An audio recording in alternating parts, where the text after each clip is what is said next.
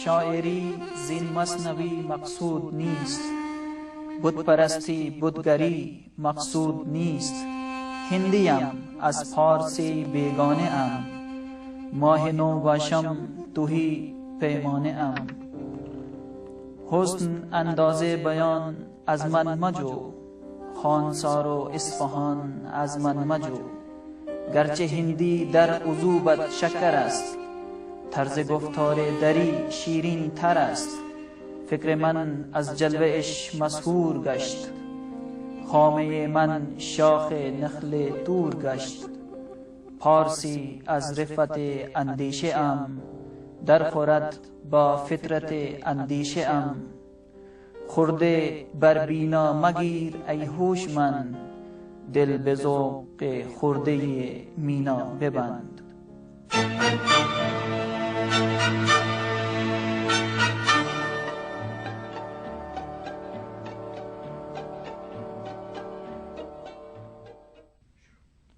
بسم اللہ الرحمن الرحیم. علامہ ڈاکٹر محمد اقبال کی شخصیت اور شاعری کے حوالے سے پروگرام لے کے آپ کی خدمت میں یوشا حیاتی حاضر ہیں. ہمارے ساتھ آج اسٹوڈیو میں موجود ہیں ڈاکٹر تحسین فراقی صاحب، جو نامور دانشور، شاعر، ادیب اور استاد زبان اردو ہیں. ہمارا آج کا موضوع علامہ ڈاکٹر محمد اقبال اور ایران ہے. السلام علیکم ڈاکٹر صاحب. وعلیکم السلام. ڈاکٹر صاحب، علامہ اقبال نے جو ایران سے اپنی وابستگی کا اظہار کیا ہے اور اپنے اشعار میں اور اپنے نثر میں ایران اور ایرانی ثقافت کا ذکر کیا ہے، تو ایران سے ان کی وابستگی کا سبب کیا ہے؟ دیکھیے صاحب، اس سوال کا جواب دینے سے پہلے اس بات کا جاننا ضروری ہے کہ بر عظیم میں ایرانی تمدن اور ایرانی ثقافت کے اثرات کس کس زمانے میں رہے ہیں اور اس کی قدامت کیا ہے.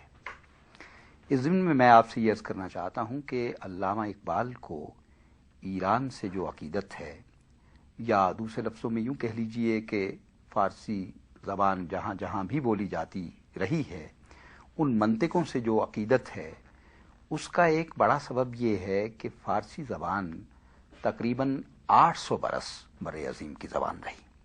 یعنی آپ سلاطین کے عہد سے شروع کر لیجئے، شہاب الدین غوری کے زمانے سے آپ شروع کر لیجئے، اور آخری مغل بادشاہ بہادر شاہ ظفر تک آ جائیے، یعنی تقریباً یہ 700 سال سے زیادہ کا عرصہ بنتا ہے جس میں فارسی درباری زبان رہی. اور خاص طور پہ لاہور، جس کے ساتھ علامہ اقبال کا بڑا گہرا تعلق ہے اور جس کی بنیاد پہ انہیں علامہ اقبال لاہوری کہا جاتا ہے، لاہور ایک زمانے میں، یعنی خاص طور پہ جب غزنویوں کا زمانہ آیا ہے، تو اس زمانے میں صورتحال یہ رہی کہ مسعود غزنوی کے زمانے میں لاہور جو تھا وہ فارسی تمدن کا اور فارسی زبان کا ایک بہت بڑا، پورے بر عظیم میں سب سے بڑا مرکز تھا. اور فارسی کا چلن اس قدر تھا اور فارسی تمدن اس قدر غالب تھا کہ لاہور کو غزنین ثانی کہتے تھے. اچھا. اس لحاظ سے آپ اندازہ لگا سکتے ہیں کہ ایران کے ساتھ اور فارسی زبان کے ساتھ خصوصاً یعنی علامہ اقبال کی کیا وابستگی رہی ہوگی. اور میں آپ سے عرض کروں، دوسری بات یہ ہے کہ علامہ کی ابتدائی تربیت جو ہوئی، اس میں بھی علامہ اقبال نے فارسی زبان کا نہایت گہرا مطالعہ کیا، اور ان کے استاد مولوی میر حسن نے خاص طور پہ ان کی تربیت کی. نہ صرف یہ کہ ان کو عربی کی تحصیل میں بہت مدد دی اور ان کی رہنمائی کی، بلکہ فارسی کا ذوق صحیح پیدا کیا.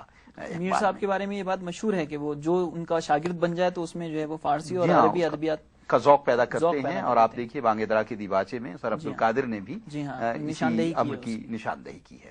تو میں سمجھتا ہوں کہ اس اعتبار سے اگر آپ دیکھیں تو خود ایران سے اقبال کی وابستگی جو ہے، اصل میں ایرانی تمدن کے ساتھ اقبال کی وابستگی ہے، اور یہ ایک بہت لمبی وابستگی تھی جو صدیوں پر محیط ہے.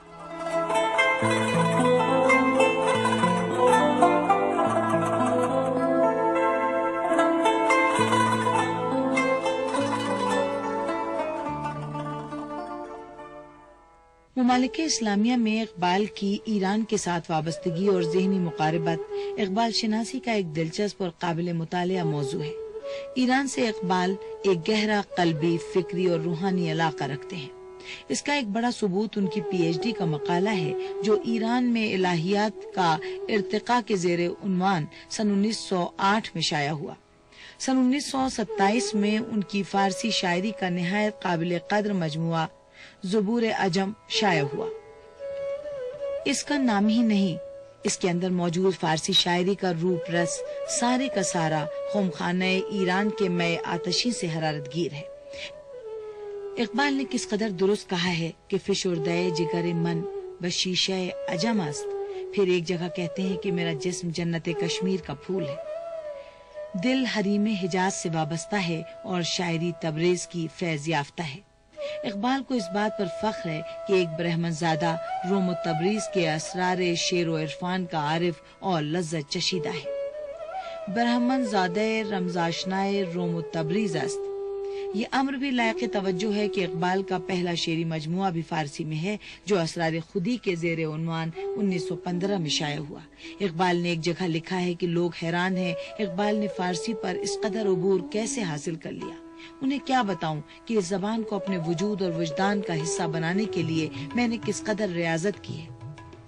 اقبال کو فارسی سے اس قدر عشق تھا کہ کہتے تھے کہ اردو شاعری کی نسبت فارسی کی طرف میلان کا ایک بڑا سبب یہ ہے کہ مجھ پر نزول شعر ہوتا ہی فارسی میں ہے۔ یہی بات اسرار خودی میں بے انداز دیگر کہی، گرچہ ہندی در عذوبت شکر است، طرز گفتار دری شیریں ترست، پارسی از رفت اندیشیام در خورد با فطرت اندیشیام۔ اقبال ایرانی ثقافت کے صحت مند عناصر سے اس قدر گہرا ربط رکھتے ہیں کہ مسلمان کی زندگی کے عناصر سیگانہ میں ایک عنصر عجم کا حسن طبیعت قرار دیتے ہیں۔ کلام اقبال میں کیا اردو کیا فارسی، ایرانی حکماں، عرفاء، شعراء اور حکام ہی کے نام کثرت سے مذکور نہیں، کتابوں، پہاڑوں اور دریاؤں وغیرہ کے نام بھی تواتر سے آئے ہیں۔ رازی، غزالی، رومی، سنائی، عطار، حافظ، جامی، نظیری، طالب، کلیم اور ان کے دوش بدوش، پازند، زندرود، الوند، دماوند، بستون اور اس کی رعایت سے شیریں، فرہاد وغیرہ کس کس کا نام لیا جائے۔ سرزمین ایران اقبال کے نزدیک اپنے اندر اعلیٰ قیادت کے غیر معمولی امکانات رکھتی ہے۔ یہی وجہ ہے کہ اپنے آخری اردو شعری مجموعے ضرب کلیم میں جمعیت اقوام مشرق کے زیر عنوان نظم میں انہوں نے ایران کے دارالحکومت تہران سے بڑی امیدیں وابستہ کی ہیں۔ پانی بھی مسخر ہے، ہوا بھی ہے مسخر، کیا ہو جو نگاہ فلک پیر بدل جائے، دیکھا ہے ملوکیت افرنگ نے جو خواب، ممکن ہے کہ اس خواب کی تعبیر بدل جائے، تہران ہو گر عالم مشرق کا جنیوا، شاید کرۂ ارض کی تقدیر بدل جائے۔ اقبال کبھی سرزمین ایران نہ دیکھ پائے، مگر یوں محسوس ہوتا ہے کہ وہ ایرانی ذہن و ذوق کی رگ رگ سے واقف ہیں۔ ان کی شاعری کا رنگ اس قدر یگانہ ہے کہ ایران کے ممتاز سب شناس حسین خطیبی نے ان کے منفرد اسلوب شعر کو سب کے اقبال کا نام دیا ہے۔ لیکن ڈاکٹر صاحب، ہندوستان کی سرزمین خود بذات خود اپنے اندر ایک فرہنگ، ایک ثقافت لیے ہوئے۔ علامہ اقبال کی شاعری کو جب ہم اٹھاتے ہیں تو اس میں ایران، زبان فارسی، فارسی فرہنگ، فارسی ثقافت کا رنگ نظر آتا ہے۔ اقبال ہندوستان میں رہتے ہوئے بھی ان کا میلان یا رجحان جو ہے وہ فارسی کی طرف اتنا زیادہ کیوں ہے؟ دیکھیے، میں آپ سے عرض کروں، ایسا نہیں ہے کہ بر عظیم کے ساتھ یا مثلا ہند و پاک کے ساتھ علامہ کا میلان نہیں ہے۔ آپ دیکھیے کہ بانگ درا کی پہلی نظم جو ہے اس کا عنوان ہی ہمالیہ ہے، اور وہ 1901 میں انہوں نے لکھی اور مخزن میں شائع ہوئی۔